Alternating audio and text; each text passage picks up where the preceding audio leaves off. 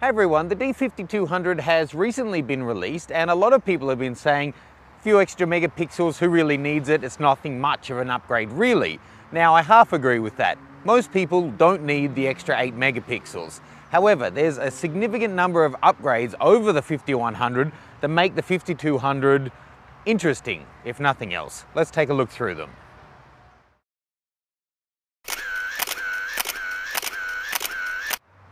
Now, the 5100 is a great camera. It was released about 18 months ago. I own this one. I used it for video quite a bit until I got the 800, and it's a nifty little camera. It is a significant upgrade over its predecessors.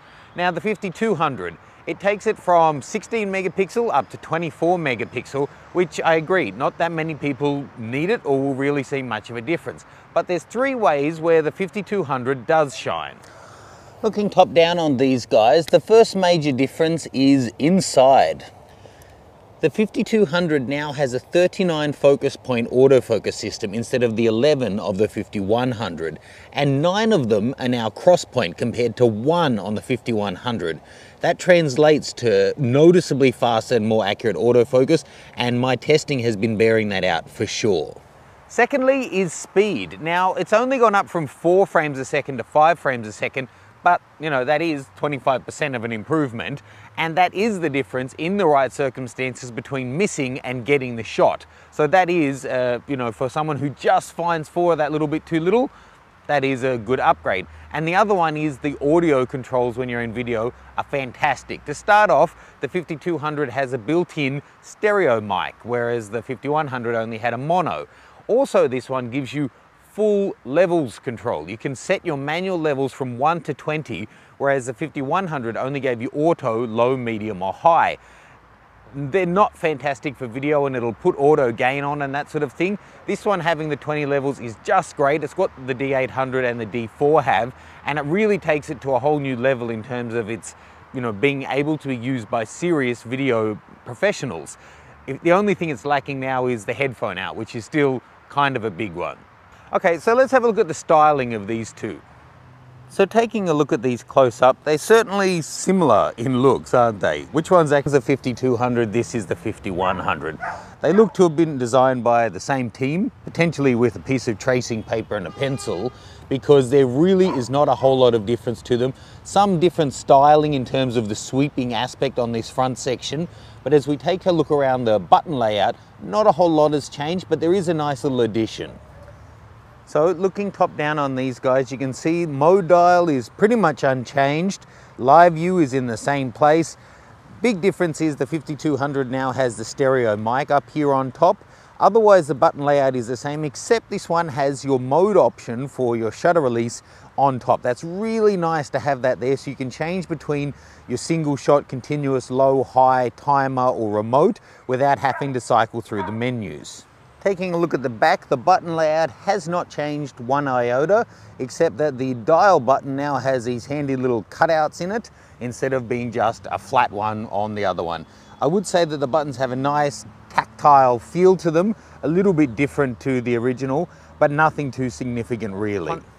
Looking at the connections, the 5100 here, where I've already lost the door, has all the same connections as the 5200, just that the microphone has been swapped. That's actually quite handy because if you're using an external mic, it's quite often up here on top. So it makes sense that that one's up at the top.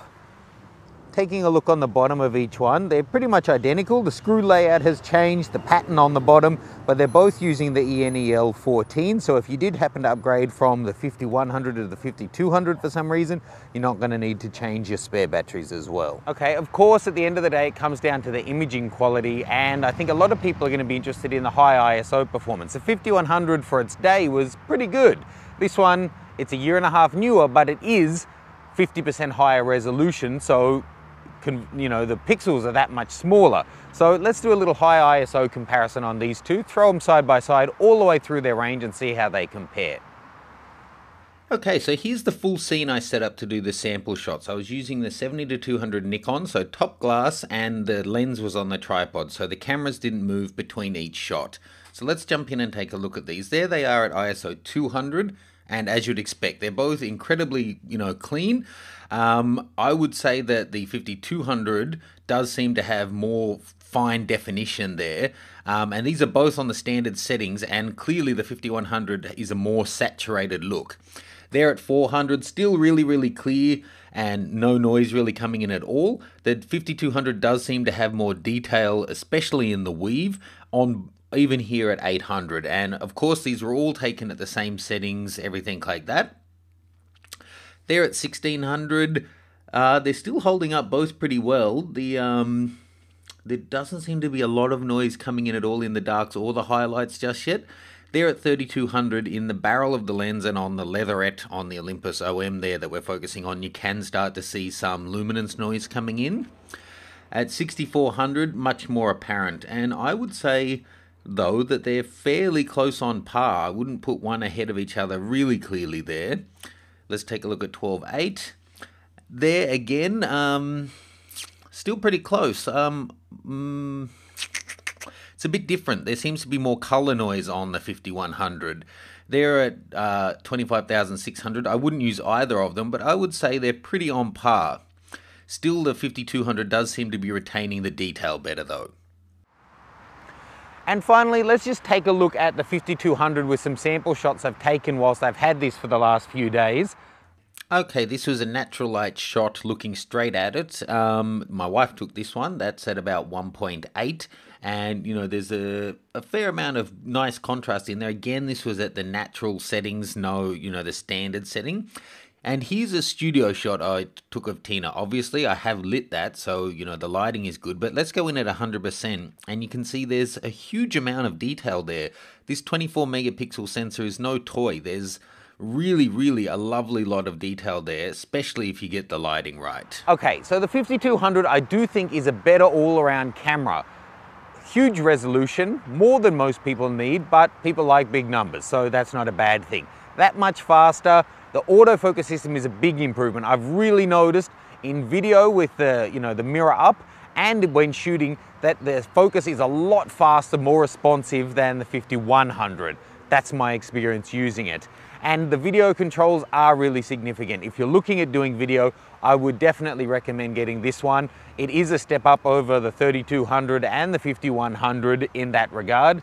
And, you know, I do quite like the little styling changes that they've made on it too. That said, if you don't need the extra bit of speed, if you don't need the extra focus points, and you don't need the extra video options, go and grab yourself a 5100 whilst the prices are falling now that the 5200 has hit the market. Grab a bargain, because these are still a really capable little camera, same sensor in them as the D7000. Hope that helps. Leave me any questions or comments, and I'll see you soon for more photo news and reviews.